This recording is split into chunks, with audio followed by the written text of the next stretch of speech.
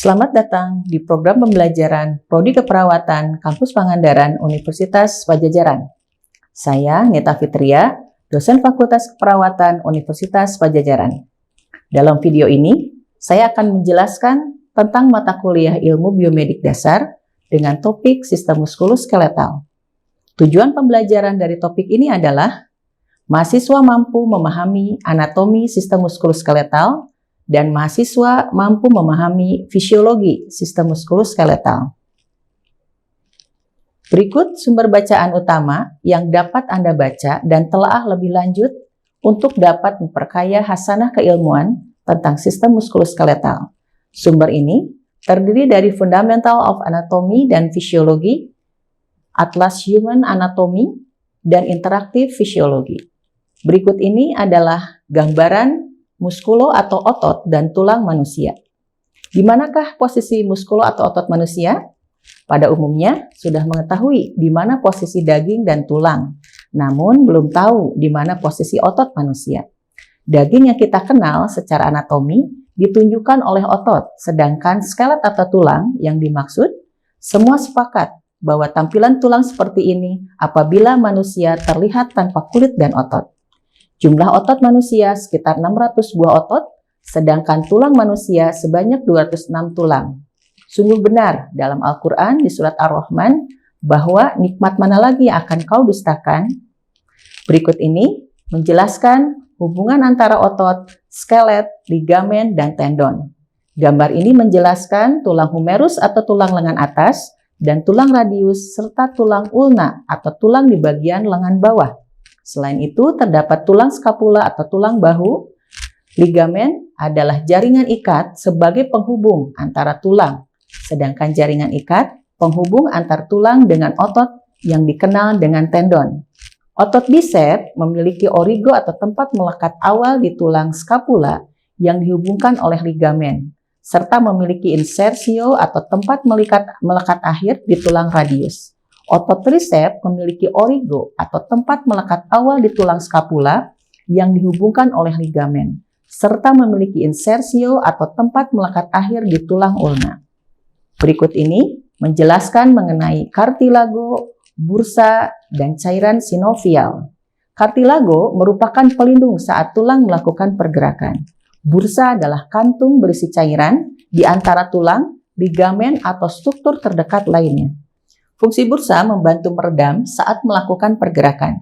Cairan sinovial merupakan cairan bening dan lengket yang disekresikan oleh membran sinovial, berfungsi sebagai pelumas. Berikut ini menjelaskan mengenai struktur makroskopis dari muskulo. Di dalam gambar ini terlihat 3 lapis pembungkus otot yang terdiri dari epimisium, perimisium, dan endomisium. Pada lapisan perimisium terlihat arteri, vena, dan persarafan atau nerve. Lapisan perimisium merupakan kumpulan vasikel, sedangkan lapisan endomisium melindungi kumpulan muscle fiber atau jaringan otot. Berikut ini menjelaskan mengenai struktur mikroskopis dari muskulo. Sebagai lanjutan dari muscle fiber adalah myofibril. Pada bagian yang terkecil dari myofibril adalah myofilamen yang terdiri dari aktin dan myosin yang berfungsi dalam proses kontraksi dan relaksasi pada otot rangka atau ekstremitas. Berikut ini gambar mekanisme proses kontraksi muskulo. Berikut ini merupakan penjelasan mengenai mekanisme proses kontraksi muskulo. Proses ini dimulai dengan adanya kerja neuromuscular junction yang menyebabkan sinyal dari otak menstimulasi neurotransmitter yaitu asetilkolin terhadap motor neuron dari serabut otot. Membran lokal serabut otot akan terdepolarisasi ketika ion natrium bermuatan positif masuk dan memicu potensial aksi yang menyebar ke seluruh membran, termasuk tubulus T. Potensial aksi ini memicu keluarnya ion kalsium di retikulum sarkoplasma, kemudian ion kalsium tetap berada di dalam sarkoplasma untuk berikatan dengan troponin.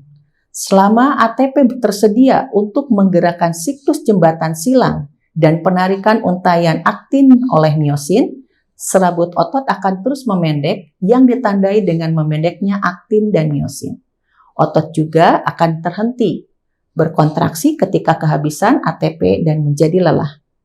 Kita beralih pada sistem skelet atau tulang.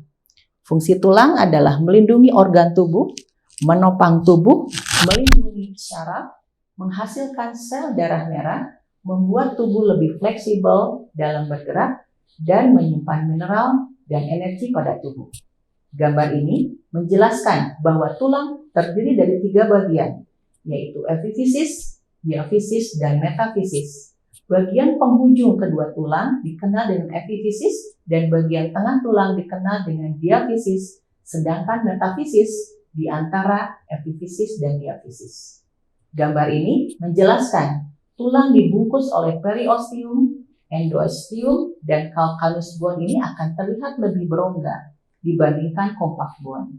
Di bagian compact bone terlihat adanya arteri, vena, dan nerve. Selanjutnya terdapat spongy dan di bagian terdalam dikenal dengan bone marrow yang berfungsi sebagai organ pembentuk komponen darah. Gambar ini memperlihatkan pembagian tulang dilihat dari anterior, dan gambar ini memperlihatkan pembagian tulang secara umum, yaitu terdiri dari axial skeleton dan appendicular skeleton.